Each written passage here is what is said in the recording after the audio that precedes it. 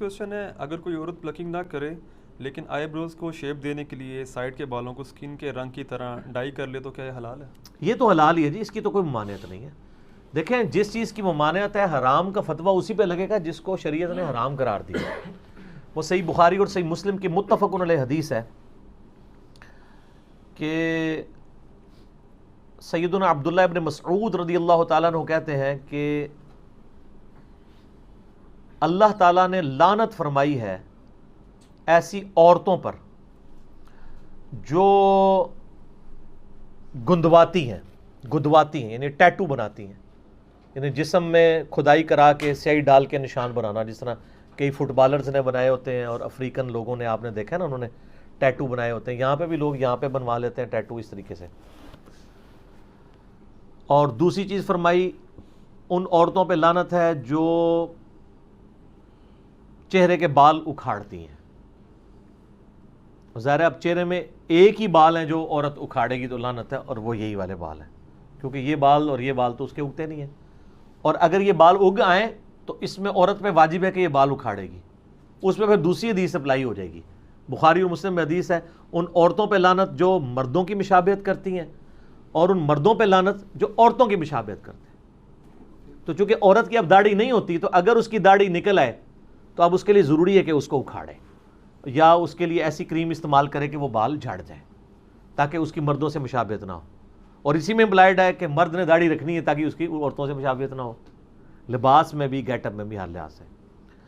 تو دوسری وہ عورت جو چہرے کے بال اکھاڑتی ہے، اور تیسری وہ عورت جو دانتوں میں گیپ بنواتی ہے خوبصورت دکھنے کے لیے، یعنی نبی علیہ السلام کے مبارک زمانے میں یہ سارے معاملات چلتے تھے۔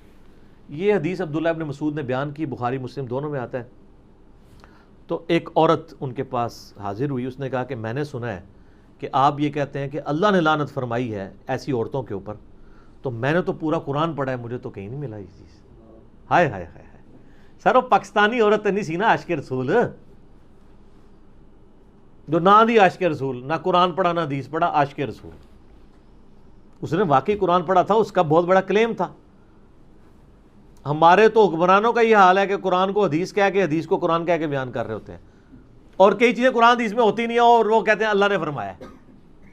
ٹھیک ہے، میں آپ کو سائملٹینیس کنٹراسٹ بتا رہا ہوں۔ اور اس عورت نے آ کے صحابی کو کہا کہ جی میں نے قرآن پورا پڑھا، اس میں تو کہیں نہیں لکھا ہوا۔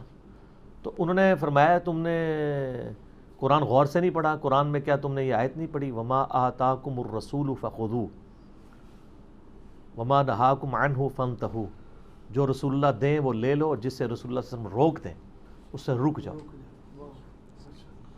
حالانکہ یہ آیت تعویل خاص کے اعتبار سے مال غنیمت کے بارے میں تھی، لیکن سیدنا عبداللہ بن مسعود رضی اللہ تعالیٰ نے اسے جنرلائز کیا۔ تو انہوں نے کہا یہ آیت پڑھی ہے نا، تو میں نے رسول اللہ صلی اللہ علیہ وسلم سے خود سنا ہے کہ ان عورتوں پہ لعنت جو یہ تین کام کرتی ہیں، تو گویا اللہ ہی نے لعنت کی ہے نا۔ جب رسول اللہ صلی اللہ علیہ وسلم کوئی بات دے رہے ہیں، وہ اپنی مرضی سے تو نہیں دے رہے، نبی شریعت ساز تو نہیں ہوتا، شریعت تو اللہ کی بنائی ہوتی ہے، نبی تو اللہ کے اذن سے وہ شریعت پبلک تک پہنچا رہا ہوتا ہے۔ تو اس عورت نے آگے سے کہا کہ آپ کی بیوی بھی یہی کرتی ہے۔ یہ آخری حال ہوتا ہے نا کسی کے بارے میں، آپ پرسنل اٹیک۔ تو آج بھی اگر کوئی آپ پہ پرسنل اٹیک کرے تو غصے نہ ہوا کرے، کرنے دیں، کیا فرق پڑتا ہے؟ صحابہ کرام پہ بھی لوگوں نے کیا، اور نیکوکار لوگوں نے کیا، یہ نیکوکاری تھی نا عورت۔ تو انہوں نے آگے سے کوئی غصہ نہیں کھایا، انہوں نے کہا جاؤ اندر میری بیوی کو دیکھ لو جا کے۔ ان کا تمہاری بیوی بھی ایسے ہی کرتی ہے نا، یعنی وہ بھی پلکنگ کرتی ہے۔ تو وہ اندر گئیں وہ، اور واپس آئیں تو شرمندہ تھی، انہوں نے کہا نہیں آپ کی بیوی ایسا نہیں کرتی۔ پھر عبداللہ ابن مسعود نے ایک جملہ بولا، انہوں نے کہا کہ اگر ایسا کرتی ہوتی پھر وہ ابن مسعود کی بیوی نہ ہوتی۔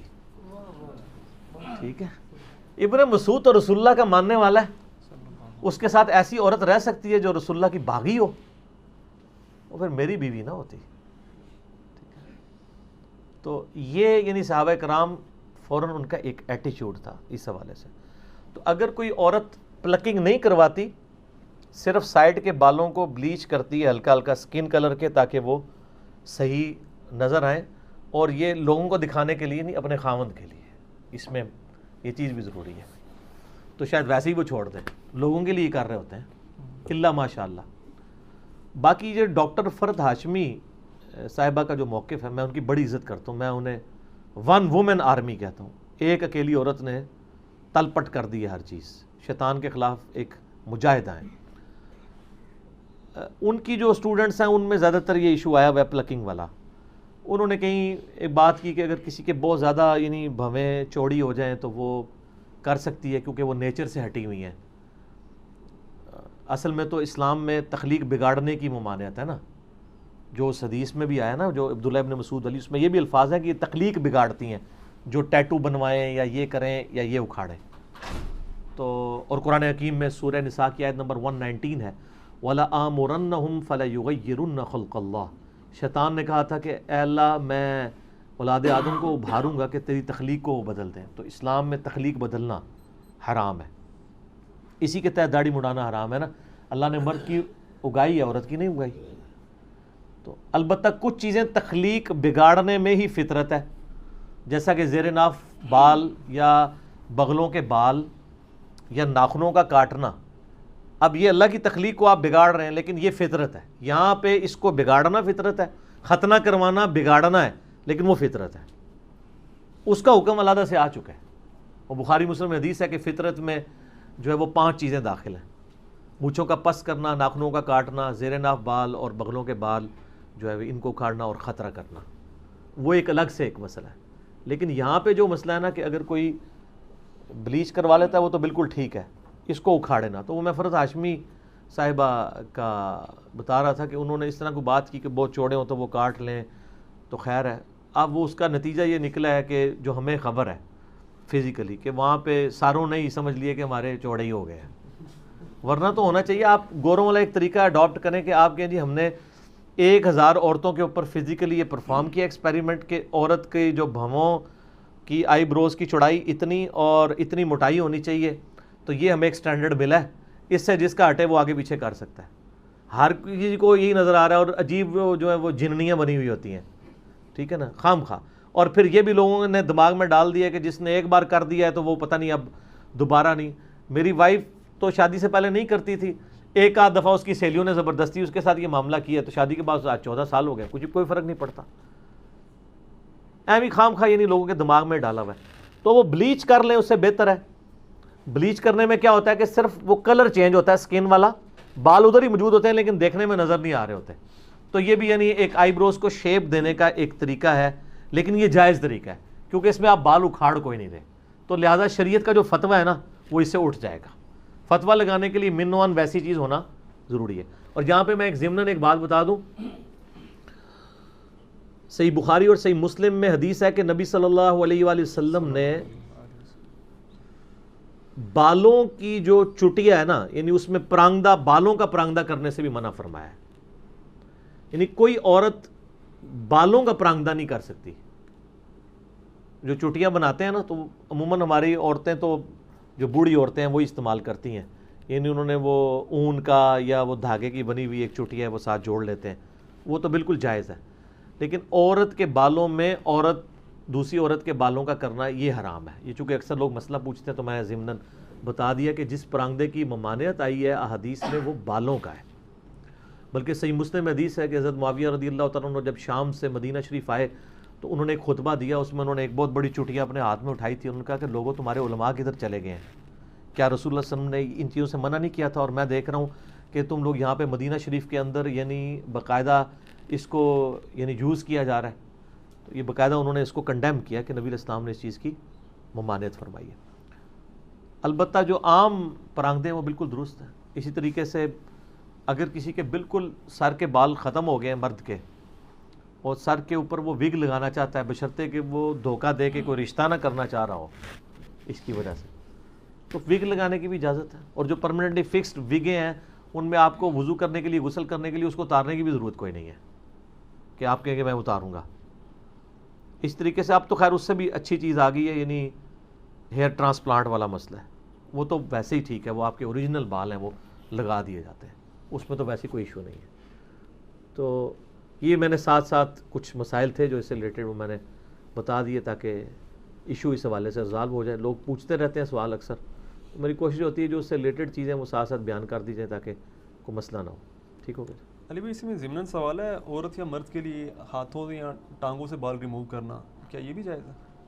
اس کی کوئی حرمت اس طریقے سے تو آئی نہیں ہے کہ کوئی کہے کہ ہاتھ اور بال یعنی پاؤں کے بال ریموو کرنے کی کوئی مانعت ہو، لیکن اس کے ہم میڈیکلی تو نقصانات ہی دیکھ رہے ہیں.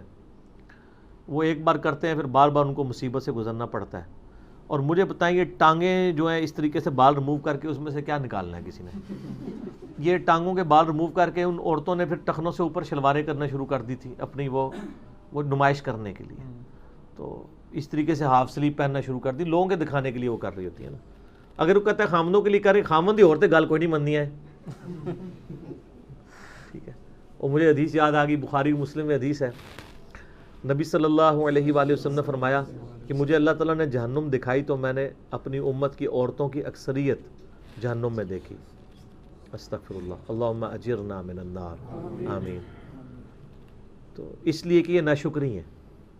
تو صحابہ نے کہا علیہم رضوان کہ یہ اللہ کی ناشکری کرتی ہیں؟ ان کا نہیں، اللہ کی نہیں کرتی، اپنے خامدوں کی کرتی ہیں.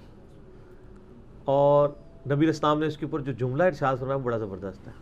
آپ فرمایا ان عورتوں کا یہ حال ہے اگر پوری زندگی ان کا مرد ان کے ساتھ حسن سلوک کرتا رہے اور کبھی کوئی مسئلہ چھوٹا سا بھی مس ہینڈل ہو جائے تو یہ کہتی ہیں جب سے تیرے پاس آئی ہوں میں نے سکھ کا ایک دن بھی نہیں دیکھا. یہ نبی الاسلام نے ارشاد فرمایا اور بخاری مسلم دونوں میں یہ حدیث ہے. تو اچھا یہ حدیث آپ یاد رکھیں، آپ کو بڑا مزہ آئے گا. میری بیوی جب میرے ساتھ لڑ رہی ہوتی ہے تو میں فوراً یہ حدیث یاد کرتا ہوں اور مسکراتا ہوں. تو وہ پوچھتی ہے کیوں؟ میں نے کہا مجھے وہ نبی الاسلام کی بات یاد آ گئی. آپ نے فرمایا تھا کہ یہ عورتیں ایسے ہی کہتی ہیں کہ سکھ کا ایک دن بھی نہیں گزارا. تو بالکل وہ نظر آ رہا ہے. تو جب آپ یہ بات کرتے ہیں نا تو اگلے بندے کا غصہ ویسے ہی ٹھنڈا ہو جاتا ہے اگر وہ مسلمان ہے تو. ٹھیک ہے. تو اس حوالے سے یعنی ان چیزوں کو بھی دیکھنے کی ضرورت ہے. تو آپ کی بات کا جواب بیچ میں کور ہو گیا؟ جی جی جی ٹھیک ہو گیا. جی. اچھا اذان عصر کا وقفہ کر لیتے ہیں انشاءاللہ، باقی اذان عصر کے وقفے کے بعد انشاءاللہ.